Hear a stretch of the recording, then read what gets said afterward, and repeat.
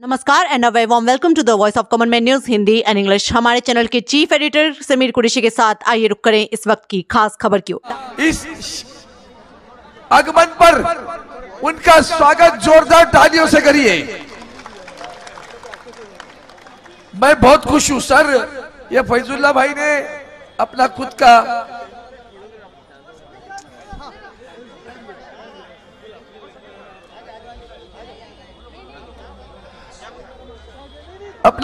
मकान, खुद का ऑफिस अपनी शिवसेना के लिए दिया।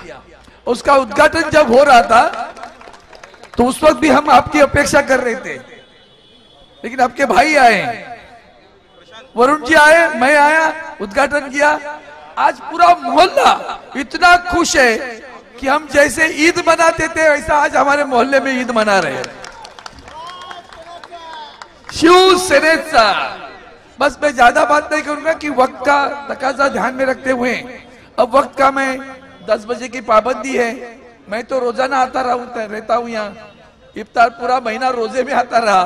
बस इतना ही कहूंगा कि देश में जो हालात है, मौजूदा हालात को ध्यान में रखते हुए आपको पूरा ध्यान रखना पड़ेगा।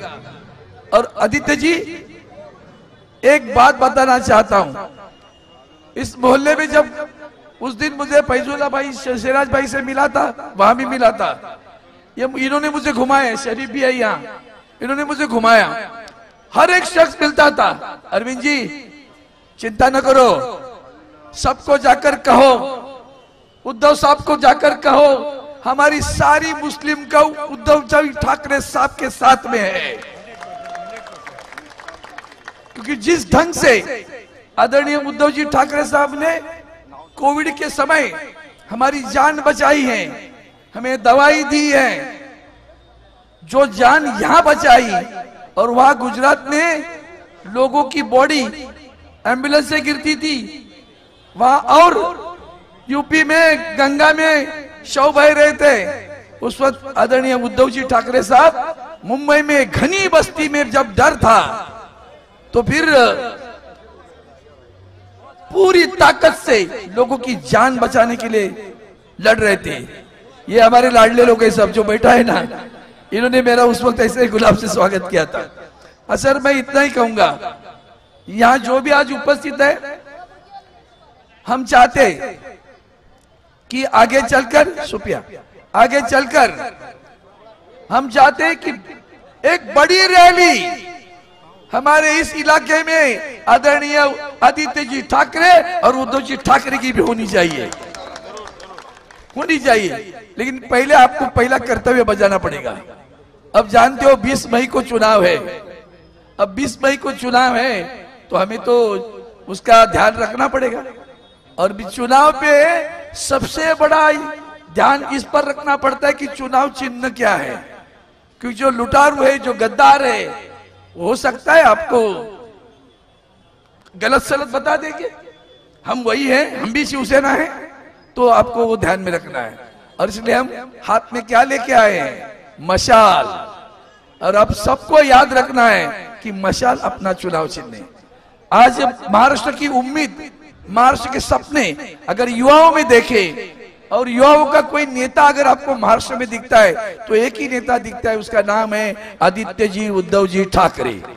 और इसलिए मैं आपने उनमें ज्यादा वक्त न लेकर आदरणीय आदित्य जी ठाकरे जी को विनती करता हूं कि आप इन्हें संबोधित करें। धन्यवाद। जय महाराष्ट्र। हिंदी मराठी मिक्स बोलतो सगळ्यांना, तर सगळ्या भाषा येत असतात।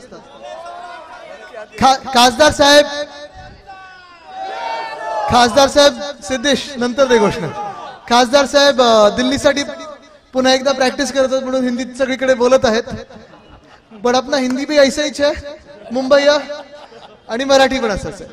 पण आज इथे येऊन आनंद होत आहे, खूप लोकांची पुन्हा एकदा भेट होत आहे। अनेक वर्ष काही लोकांना तर इथे मी ओळखत आहे। इथे सिराजभाई तर 15 वर्ष मला वाटतं 2010 पासून आपण ओळखत आहोत एकमेकांची आणि काम करत आलेलो आहोत। सगळ्यात महत्त्वाचं म्हणजे हे जे 2 वर्ष मागची आणि त्याच्या 2-2.5 वर्ष आधीची ही जी 5 वर्षाचा जो काळ आहे, हा तुमच्या डोळ्यासमोर आहे। सरकार कसं असायला पाहिजे, सरकार कोणाचं असायला पाहिजे, हे सगळं जर आपण पाहिलं तर आपण तुलना देखील करू शकता। 2019 पासून 2022 पर्यंत उद्धव साहेबांचं सरकार होतं, महाविकास आघाडीचं सरकार होतं। और ये जो महाविकास आघाड़ी की जो सरकार थी अपनी, वो हर एक को लगता था कि ये मेरी सरकार है, मेरी आवाज उस सरकार में है, अपना जो आदमी है, आपला माणूस ज्याला आपण बोलतो, उद्धव बाळासाहेब ठाकरे ही व्यक्ती ही सगळ्यांची आहे, ही त्यांना वाटत होतं। आणि त्या 2-2.5 वर्षाच्या काळामध्ये आपल्याला आठवत असेल, मुंबईचा तर विकास झालाच, कुठेही जातीय दंगली झाल्या नाहीत, कुठेही धर्मांध दंगली झाल्या नाहीत, कुठेही वाद झाले नाहीत, आणि मुंबईचा जो विकास होता तो सगळ्यांचा विकास होत होता।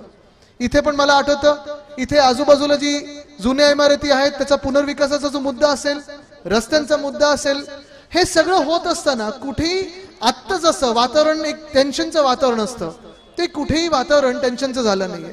अरे जरा तिथून थांबवा ना, काय चाललं जरा रुकिए, आणि मोबाईल थोडे खालती घ्या सगळ्यांनी प्लीज।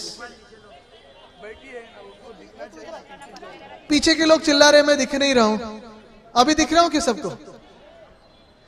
ठीक आहे। तर हे जे वातावरण होतं आपलं, हे एक वातावरण होतं। आणि गेल्या 2.5 वर्षात जर तुम्ही पाहिलं असेल तर 2.5 वर्षामध्ये आपल्या राज्यामध्ये जेवढ्या दंगली झाल्यात, जेवढी भांडणं झाली, नुसतं धर्माधर्मामध्ये नाही तर जाती जातीमध्ये दांगली लावले गेलेत, जिल्ह्या जिल्ह्यामध्ये वाद निर्माण केले गेलेत, आपण पाहिलं असेल गल्ली गल्लीमध्ये वाद निर्माण केले गेलेत, आणि मूळ जे मुद्दे आहेत आपल्या राज्याचे असतील, आपल्या देशाचे असतील, ते सगळेच मागे पडलेले आहेत। आज 10 वर्षानंतर भाजपा कशावर प्रचार करता है? सावंत साहब, आप भी दिल्ली में 10 साल रहे हो, सांसद बन के रहे हो, और आप जब हर गली में जाते हो, हर मोहल्ले में जाते हो, तो आपने उस मोहल्ले में, उस गली में, उस इलाके में जो काम किया है उसकी बात करते हो, बराबर है ना? काम की बात करते हो। आज भाजपा किसके बारे में बात करती है? विपक्ष मटन खाता है, मच्छी खाता है, मांस खाता है, ये करता है, ये पहनता है, ये कुछ प्रचार की बात हुई? आप क्या खाते हो, कैसे रहते हो, घर में क्या करते हो, ये सरकार की बात नहीं होती। सरकार ने जो उन्होंने 10 सालों में काम करके दिखाया है उस पे बात करनी चाहिए। जो वचन उन्होंने दिए थे, जो वादे उन्होंने करे थे, वो पूरे किए हैं या नहीं किए हैं, उस पे बात करनी जरूरी है। मुझे कहिए, 10 साल पहले जब 2014 में हम सभी लोग भाजपा का प्रचार कर रहे थे, भाजपा के लिए लड़ रहे थे, भाजपा के लिए मत मांग रहे थे, तब उन्होंने क्या कहा था? पहला जुमला कौन सा था? नहीं, सुनाई नहीं दिया। 15 लाख, बराबर है। जिसके खाते में 15 लाख आए होंगे उन्होंने हाथ ऊपर करके दिखाई है। आपका बाकी है? अच्छा, 15 लाख कोणाच्या बाकीत मला सांगा, हात वरती करून दाखवा। ठीक आहे, चला 15 लाखाचं आपण बाजूला सोडूया। चला एकदा समजून जाऊ की जुमला होता, निर्लज्जपणे त्यांनी पण सांगितलं, ये तो जुमला होता है, ये क्या बात होती है, बरोबर आहे ना? सांगितलं त्यांनी। मला तुम्ही सांगा, आपल्याला त्यांनी सांगितलं होतं की आपल्या देशातली महागाई ते कमी करतील, सांगितलं होतं ना? गॅसची किंमत 2014 ला किती होती? आता किती झाली आहे? 400 पार नाही, किती? 1200 पार। गॅसची किंमत कमी झाली की वाढली आहे? हा, डिझेल 2014 ला डिझेल कितीला होतं? आता किती झाले? आता कितीला झाले? पेट्रोल किती झाले? तेव्हा किती होतं? देखो, आपका जीडीपी तो बढ़ गया, फिर क्या शिकायत कर रहे हो आप? क्या बात कर रहे हो आप? तो अभी ये सब, अभी तो सब जो प्रॉब्लम थे वो खत्म हो गए। अभी तो हम बात करेंगे मटन, मांस, मच्छी की। आप क्या पहनते हो, क्या नहीं पहनते हो, इस पे बात करेंगे। देशातले प्रॉब्लेम संपले आहेत का? तुम्ही सगळे शिकलेले आहात ना, अनेक वर्ष कॉलेजला गेले आहेत, कॉलेज की डिग्री सबके हाथ में है, जॉब्स है। पिछले 2.5 साल में महाराष्ट्र में एक भी नया कोई इंडस्ट्री आया है, जॉब आया है? जो अपने सारे जॉब, अपने हक के जॉब्स थे, अपनी सारी हक की इंडस्ट्रीज थी, वेदांता फॉक्सकॉन हो, बल ड्रग पार्क हो, मेडिकल डिवाइस पार्क हो, एयरबस टाटा हो, ये सारे के सारे कहां लेके गए हैं? गुजरात।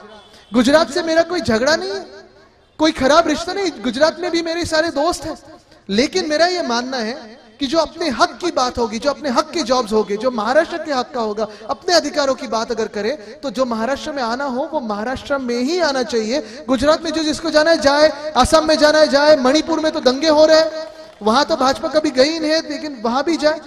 लेकिन हेच माझं दुःख आहे की जे आपल्या हक्काचं आहे, जे आपल्या अधिकाराचं आहे, ते आपल्या हातातून काढून गुजरातच्या हातात टाकत आहेत। आणि आज आपण बघा, या महाराष्ट्रामध्ये जे वातावरण निर्माण होत चाललेलं आहे, एकंदर आपण पाहत आहोत, एका बाजूला शेतकरी आत्महत्या करत आहेत, दुसऱ्या बाजूला मुंबईचे हाल, कितने सारे रास्ते हैं जो 2 सालों से 1 सालों से ऐसे के ऐसे पड़े हुए, कहीं रास्ता खोदा हुआ है, कहीं रास्ता खोल के रखा हुआ है, कहीं सीवर लाइन का प्रॉब्लम चल रहा है, लेकिन कोई बीएमसी से आता नहीं है, कोई ये भाजपा से आता नहीं है, क्योंकि उनको मुंबई के बारे में कोई प्यार नहीं है। मुंबई के बारे में हो, महाराष्ट्र के प्रति हो, उनके दिल में नफरत है, भाजपा के दिल में नफरत है। मुंबई को उनको खत्म करवाना है, महाराष्ट्र को खत्म करवाना है, ताकि फिर उनके जो मन में हो, मन की बात उनकी हो, वही चल सके। अपने जो दिल की बात है, मन की बात है, उन्हें सुनना नाही आहे।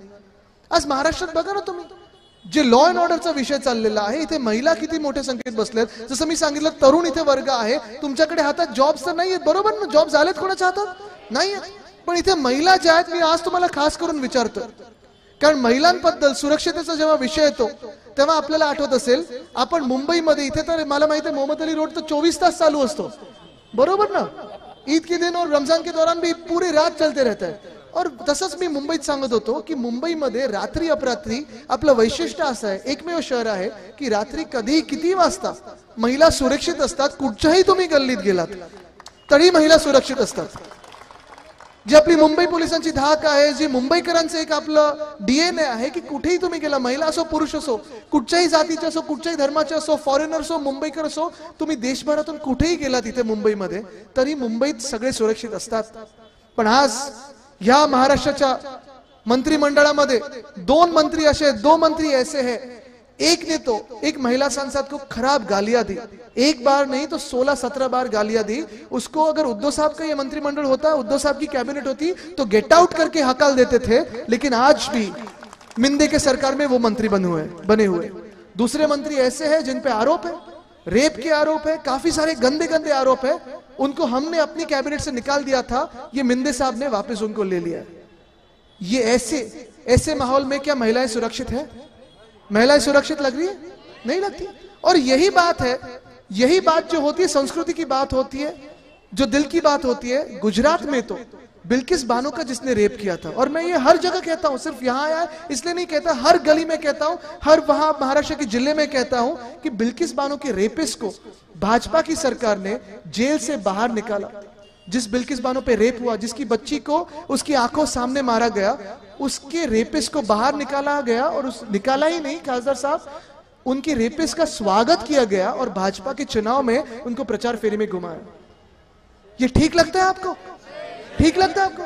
शिवसेना उद्धव बाळासाहेब ठाकरे पक्ष की यही भूमिका है कि वे उस औरत की जो भी जात हो, धर्म कुछ भी हो, जो रेपिस्ट है, जात पात धर्म न देखते हुए उसे फांसी के ही फंदों पे चढ़ाना चाहिए। ये हमारी भूमिका हमेशा रही है, और यह मेरे दादाजी की भूमिका रही है। वंदनीय हिंदू सम्राट बाळासाहेब ठाकरे की जो भूमिका रही है वो यही है, हर महिला सुरक्षित महसूस करे, हर जो भी युवा हो उसके हाथ में काम हो, आणि हेच भूमिका आम्ही घेऊन देशभरात चाललो आहोत। कारण हा देश आज ठरवेल की या देशात लोकशाही राहणार की भाजपाशाही राहणार। हा देश आज हे ठरवणार आहे की डॉक्टर बाबासाहेब आंबेडकरांनी जे संविधान दिले आपल्याला ते आपण टिकवणार आहोत, की हे भाजपाचे संविधान लिहून देणार आहे स्वतःच ते टिकवणार आहोत। आज हा विचार करायचा आपल्याला। देश एका अशा मंजिलवर येऊन थांबलेला आहे, एका पायरीवर येऊन थांबलेला आहे जिथे आपल्याला विचार करायचा आहे की आपण देश कोणाच्या हातात देणार आहोत। 10 वर्ष आपण हुकुमशाही बघितलेली आहे, 10 वर्ष तुम्ही या हुकुमशाहीच्या विरोधात बोललात तर ईडी, आयटी, सीबीआय तुमच्या घरी पाठवलं जाईल, कधी तुमच्या घरात घुसवलं जाईल, कधी धाड पाडली जाईल। पण आज तुम्ही मला सांगा, नागरिक म्हणून या भारताचं संविधान तुम्हाला मान्य आहे की नाही?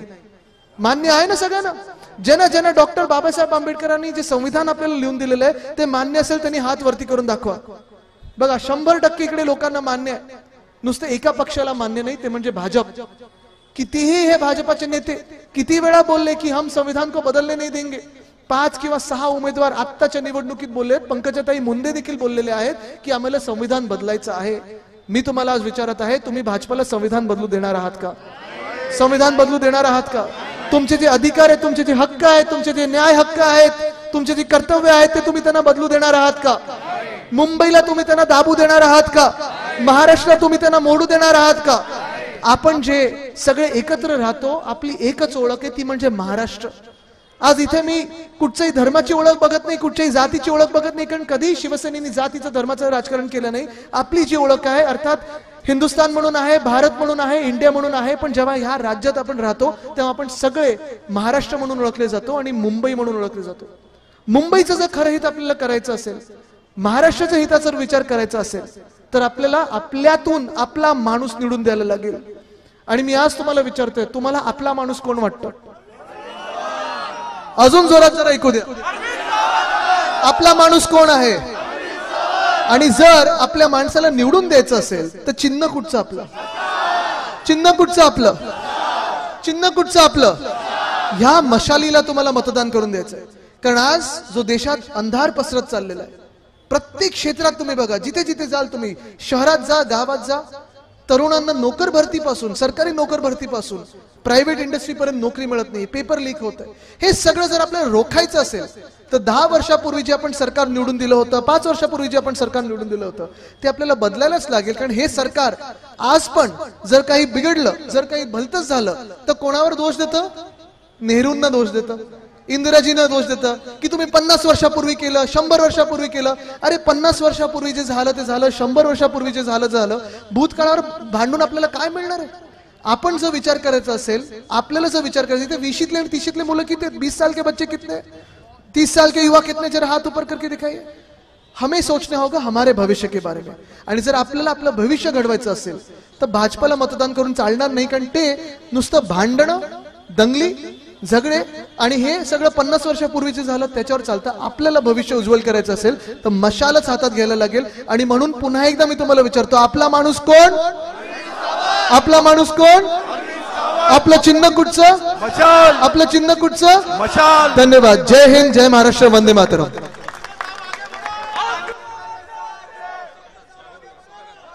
या ठिकाणी शाखा क्रमांक 232च्या वतीनं आदरणीय युवासेना प्रमुख, शिवसेना नेते आदित्य साहेबांचा सन्मान करीत आहोत. कृपया आपण साहेब त्याचा स्वीकार करावा.